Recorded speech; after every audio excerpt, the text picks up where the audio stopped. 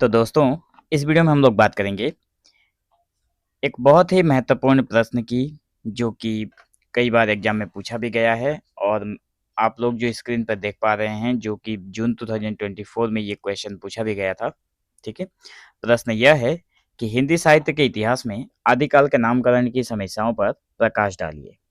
MHD 6 का ये बहुत ही इम्पोर्टेंट प्रश्न है। तो देखिए, आदिकाल के नामकरण की जो समस्याएं हैं उसको हम लोग थोड़े अलग अंदाज से समझेंगे। सबसे पहले हम लोग भूमिका देखेंगे। भूमिका में क्या लिखना है कि हिंदी साहित्य के इतिहास में आदिकाल जो है लगभग 1050 से मतलब 1050 से 1350 ईस्वी का मतलब ईस्वी तक का नामकरण विद्वानों के बीच एक जटिल और विवादास्पद मुद्दा रहा है। मतलब बहुत सारे विद्वान हैं और सबके अलग अलग ओपिनियन हैं इस आदिकाल को लेकर। तो इस काल की रचनाओं में विविधता, भाषागत भिन्नता और उनकी ऐतिहासिक प्रामाणिकता को लेकर गंभीर मतभेद हैं, जिसके कारण कोई एक नामकरण सभी प्रवृत्तियों को पूर्ण रूप से अभिव्यक्त नहीं कर पाता। इसी कारण विभिन्न इतिहासकारों ने इस काल को अलग अलग नामों से पुकारा है। मतलब इस काल में जो रचनाएं हुई उसमें बहुत विविधता देखने को मिलती है।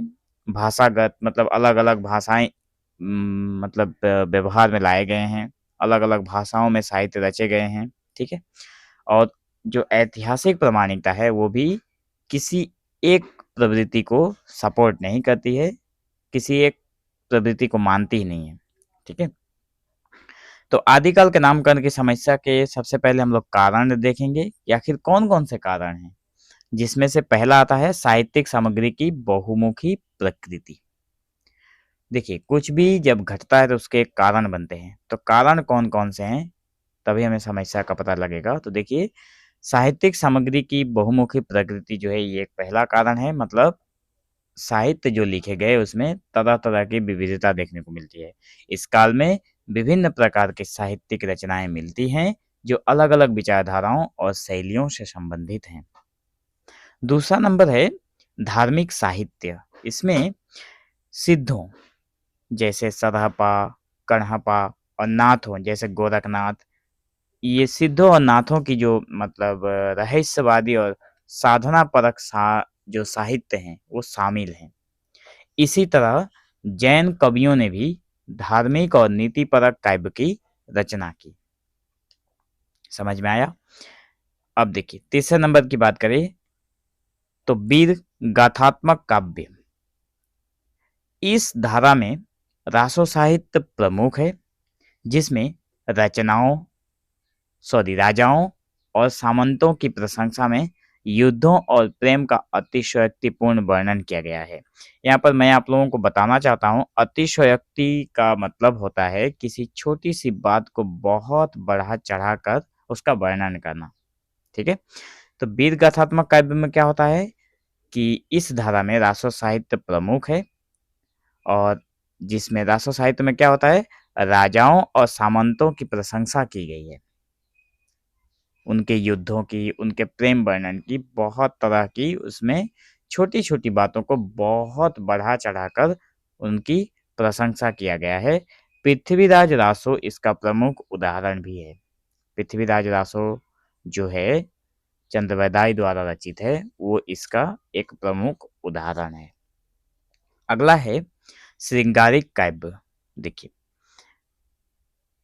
इस काल में श्रृंगार और प्रेम संबंधी रचनाएं भी लिखी गई, जैसे विद्यापति की पदावली। ये भी एक कारण है हमारे आदिकाल के नामकरण की मतलब अलग अलग होने के। ठीक है।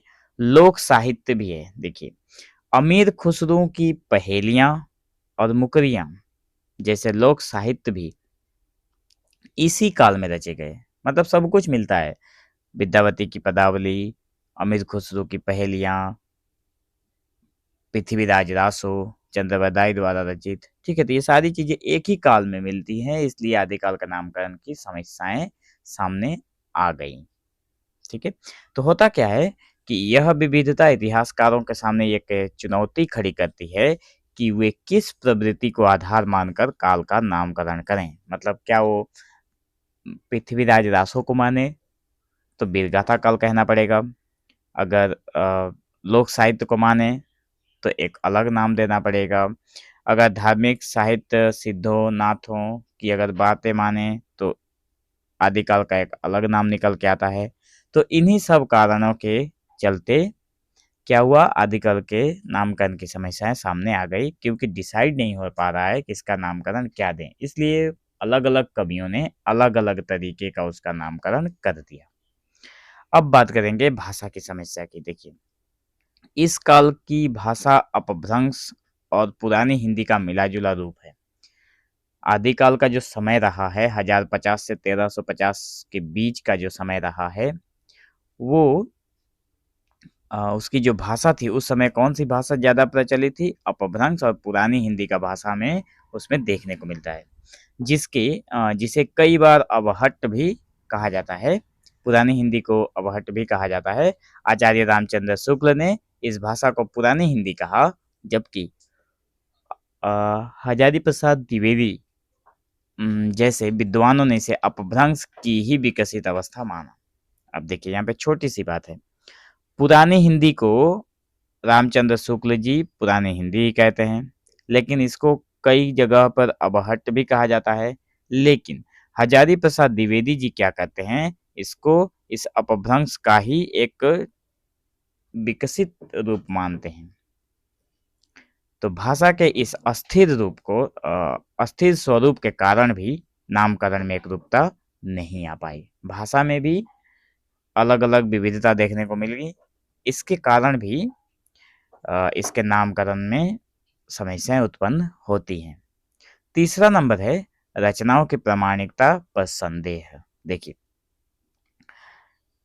आदिकालीन साहित्य की कई महत्वपूर्ण रचनाएं विशेषकर रासोकाव्य संदिग्ध प्रामाणिकता वाली मानी जाती है। उनमें से कई काव्यों को बाद के काल में रचित माना गया है।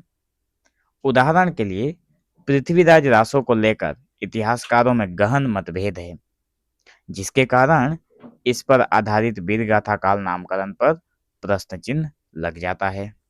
ये भी एक कारण है। ठीक है, अब हम लोग बात करेंगे विद्वानों द्वारा दिए गए नाम। मतलब कौन से विद्वान ने आदिकाल को कौन सा नाम दिया है, ये याद रखना बहुत जरूरी है एग्जाम के पॉइंट ऑफ व्यू से। क्योंकि जब आप लोगों के एग्जाम में ये क्वेश्चन आएंगे तो आप लोगों को ये वाला मतलब उसके अंत में क्वेश्चन आंसर के लास्ट टाइम में निष्कर्ष ठीक पहले ये चीजें ऐड करनी पड़ती है कि कौन से विद्वान ने क्या नाम दिया। तो आचार्य रामचंद्र शुक्ल के बारे में अगर बात करें तो उन्होंने इस काल की वीर गाथात्मक प्रवृत्तियों को प्रमुखता देते हुए इसे वीर गाथा काल, जो कि सन 1050 से 1375 विक्रमी संवत कहा है। ध्यान रखिएगा, 1300 संवत विक्रमी संवत की बात हो रही है। हजारी प्रसाद द्विवेदी उन्होंने वीरगाथा काल नाम को अनुपयुक्त मानते हुए, मतलब आचार्य रामचंद्र शुक्ल ने आदिकाल को वीरगाथा काल कहा, तो हजारी प्रसाद द्विवेदी ने इसे सही नहीं माना।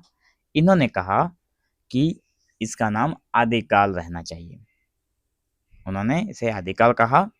उनका तर्क था कि आदिकाल का अर्थ है आरंभिक, और यह नाम सभी प्रवृत्तियों वीर, श्रृंगार, धार्मिक को समाहित करता है। यह नाम आज सर्वाधिक स्वीकार्य है। आप लोगों मतलब यही नाम हजारी प्रसाद द्विवेदी वाला जो नाम है वही आज चारों तरफ चलता है। आदिकाल कहने से ही सभी पहचान जाते हैं कि ये आरंभिक समय की बात हो रही है, शुरुआती दौर की बात हो रही है।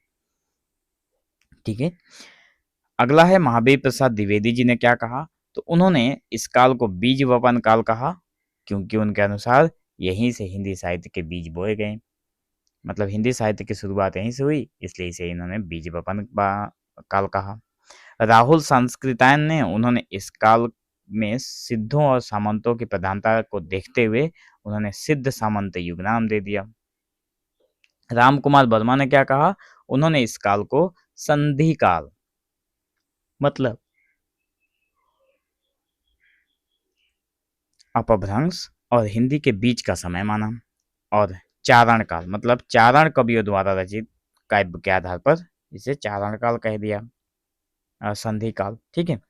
विश्वनाथ प्रसाद मिश्र, उन्होंने रासो काव्य में वीर रस की प्रबलता को देखकर इसे वीर काल नाम दिया।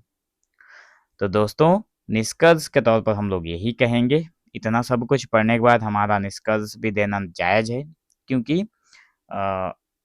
यही कहना है कि आदिकाल के नामकरण की समस्याएं उसकी बहुरूपी प्रकृति का ही परिणाम है।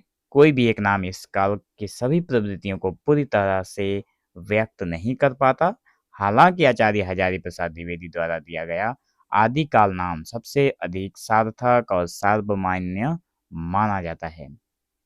यह नाम इस काल की किसी एक प्रवृत्ति पर जोर देने के बजाय उसके आरंभिक स्वरूप और समग्रता को दर्शाता है, जिसमें सभी साहित्यिक धाराएं शामिल हैं। तो दोस्तों, मैं आशा करता हूं कि आप लोगों को ये छोटी सी वीडियो लेकिन इन्फॉर्मेटिव और मैं थोड़ा बहुत भी अगर आप लोगों को समझा पाया हूं तो आप लोग आराम से एग्जाम में लिख पाएंगे। और एक बात, आप लोग वीडियो कहाँ से देख रहे हो कमेंट सेक्शन में बता कर जाइएगा। तो मिलेंगे हम लोग एक नए वीडियो में, तब तक के लिए धन्यवाद।